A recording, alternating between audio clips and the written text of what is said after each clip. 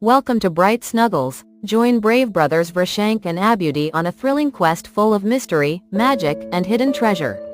Let's dive into the secret of the Sapphire Cave. Lazy summer in the quiet village of Druvanagar. Vrishank and Abhyuday were feeling restless. With school closed and most friends gone for holidays, they spent their time drawing fake treasure maps and playing with their loyal dog, Dojo. But one afternoon, while exploring the dusty attic of their ancestral home, they stumbled upon an old wooden trunk, sealed and forgotten. Inside was a weathered leather journal. The name on the first page gave them chills: Captain Virat, their great-granduncle and a legendary explorer. Flipping through the pages filled with drawings and notes, they found a hand-drawn map and a final message: the sapphire sleeps behind the Twin Falls.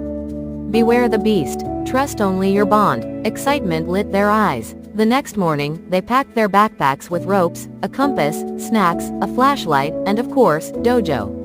Their grandfather waved them off, chuckling, "Every great adventure starts with a little curiosity." They set off toward the Whispering Woods, a forest not marked on most maps. The deeper they went, the stranger it became. The trees whispered in the wind, birds screeched in unfamiliar tones, and even the compass wobbled at times. Vrishank led with steady feet, and Abhyuday watched for clues on the ground. Hours passed before they reached a silver-barked tree, just like the one drawn in the journal. At its base was a stone shaped like a star.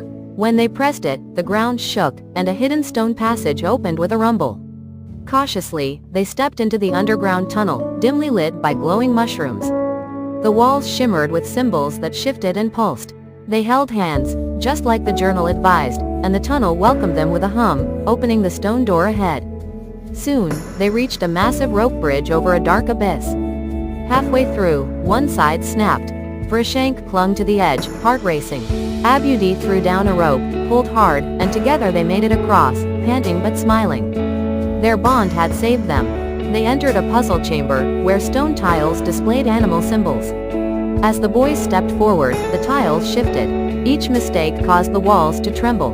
They worked as a team, solving clues, sliding tiles, recalling notes from the journal. Finally, the door creaked open, revealing a path lined with ferns. They followed the sound of rushing water until they reached the breathtaking Twin Falls. Mist danced in the air, and behind the left waterfall was a narrow crevice leading into a dark cave. But before they could enter, a growl stopped them in their tracks. From the shadows emerged a majestic leopard, with glowing sapphire blue fur and eyes like gems. It growled and stepped forward, but Vrishank noticed it was limping. A thorn stuck in its paw. He approached slowly, knelt down, and gently pulled it out. The beast roared, then bowed. The leopard led them through the waterfall into the Sapphire Cave, where the walls sparkled with blue crystals. In the center floated a glowing sapphire orb, spinning above a pedestal. Suddenly, a deep, echoing voice filled the chamber. Only those with pure hearts may touch the treasure. Vrishank reached out, but paused. "We didn't come to take," he said. "We came to understand." The orb pulsed gently, casting light all around. Behind the pedestal was a pool of water. When the boys looked in, swirling memories appeared. They saw Captain Virat, younger, escaping from the same cave, choosing to leave the treasure untouched. The truth was clear. He had left the sapphire behind for those who proved worthy. Moving onward, they entered the Tunnel of Echoes, where every sound came back as a riddle or twisted version. It felt like the cave was testing their thoughts. They stayed silent, calm, and followed the correct echoes. Then came the Hall of Illusions, walls lined with mirrors, each reflecting a different future. In one, they were kings. In another, rich but lonely. Abhyuday whispered, "These are just shadows." Together, they walked past without touching anything. The leopard appeared once more, its eyes gentle. This time, it spoke through the glowing crystals. "You have passed every test.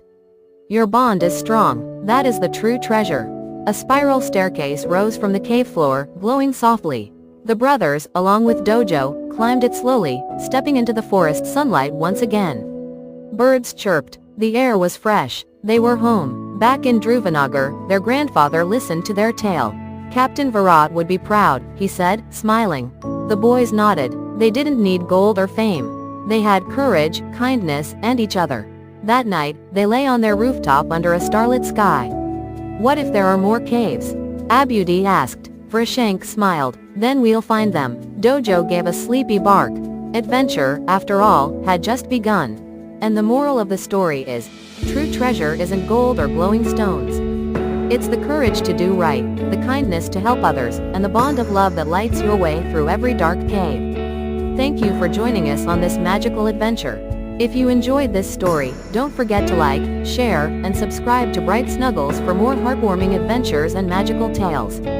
Until next time, keep dreaming, keep exploring, and keep snuggling into stories.